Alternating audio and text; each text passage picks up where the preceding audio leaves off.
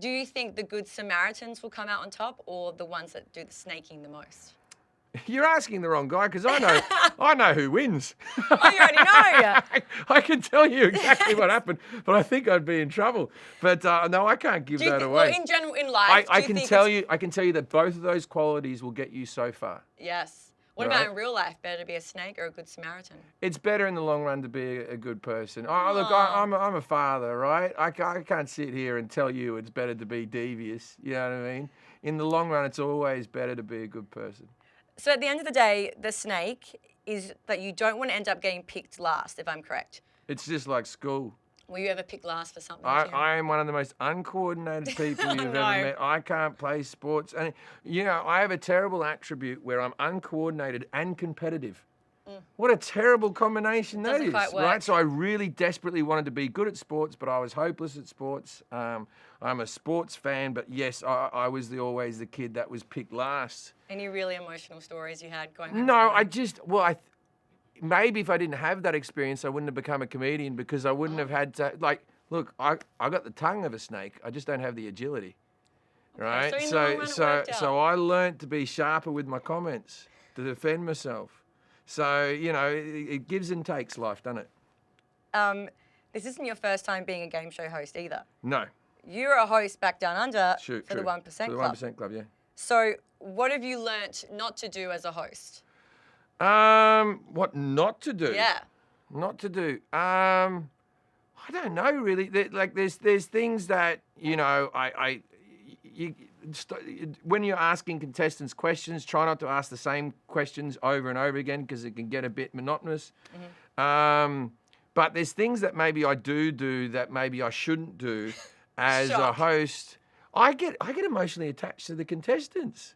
And I don't think you should do that. Yeah. But and you don't really talk to them ever off screen. You might pass them as they're getting a coffee and they're coming on set, to do their bit. And you might say, hey, you're having a good day or whatever. But you don't really talk to them when you're not on screen.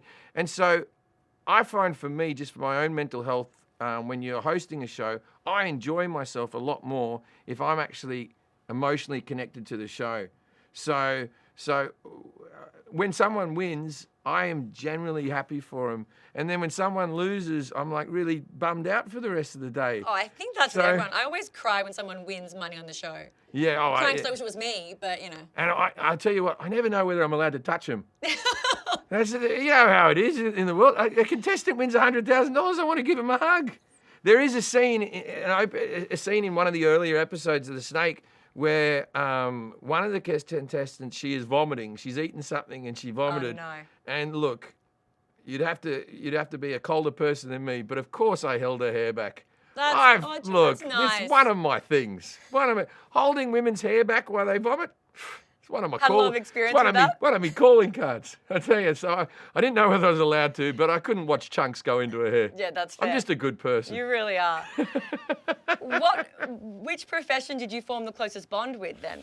I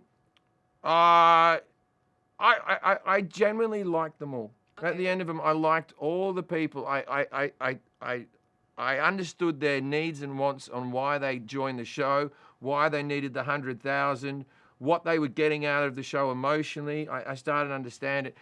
There are some contestants that I took more of a shine to personally than others, but I'm not going to tell you who because you're not giving me anything. I don't want to bum out the other contestants because I like them as well. But there was I liked them all, and there was 4 or 5 of them that I could see myself actually becoming friends with. Oh. I actually thought, I could hang out with these people socially. Did you hug those ones? Yeah. It must have been the hug. Look, I give like a high five or a hug or something like that, but I don't know what the rules are in game show hosting.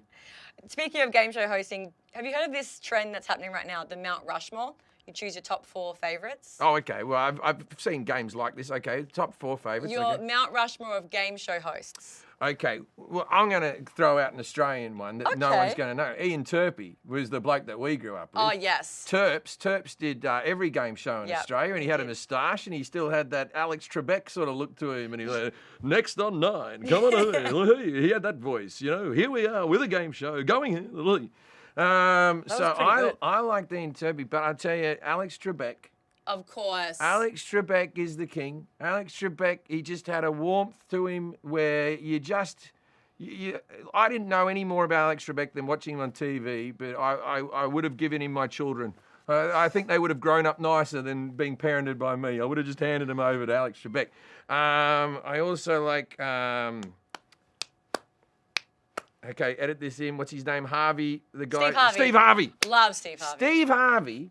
Steve Harvey has a wonderful way about him where he just, when he's laughing at the contestants, you actually believe him. A lot of game show hosts, when the contestants say something funny, you can see the fake laugh coming through, and they're Yes. like, that's next question. I believe Steve Harvey when he's doing it, and he just sort of, his push and pull with the contestants is very good. Next, I'm going to throw out a guy that I've only met a couple of times in stand-up myself, and he's now hosting the 1% Club out here. I think Joel McHale can do no wrong. He is good. Joel McHale is good in everything. He's very watchable, and as a man who's also had a hair transplant, they did a wonderful job. Don't put that bit in, he'll kill me. But it's got to be the best one I've ever seen. He looks fantastic. Oh my God. And so I'm just envious. All right, so that's 3. That was 4. Was it? Yeah. Oh, I did good. Yeah, I put you in nailed terps. them. I put in terps. I know. All right. I loved that. And that all 4 of those guys would look good on the Mount Rushmore. They've all would. got good heads, chiseled jaws. Hair transplant and all. Yeah, don't say I'm that. kidding. Don't say that about Steve Harvey. It's all natural.